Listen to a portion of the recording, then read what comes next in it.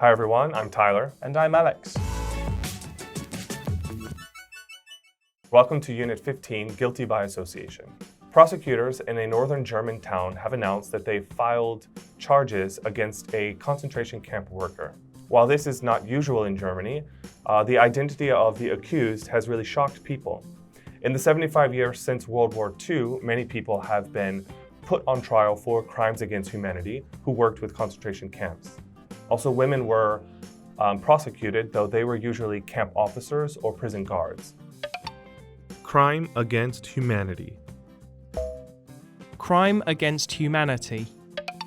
Irmgard F. was Justice Secretary at the time. She was 17 years old, and she claims to not have had knowledge about what was happening at the concentration camp. When the National Socialist German Workers' Party, or Nazi Party for short, first came to power in 1933, they immediately began rounding up people they deemed to be undesirable. This included Jews, Romani people, communists, homosexuals, and many, many more. Round up. Round up. Stutthof, the camp that Miss F worked at, was established in 1939, and more than 100,000 people were interned there, 65,000 of whom would never return home. The conditions were atrocious, people were subject to horrible working conditions, and some people were even murdered. Intern. Intern. Atrocious. Atrocious. Irmgard F. has been charged with over 10,000 cases of aiding and abetting murder and complicity in attempted murder. Abet. Abet.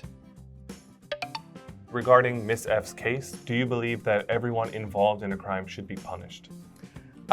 Look, I think you should definitely investigate these things and judge whether a person is complicit or not, but simply being guilty by association is not how we should run the world.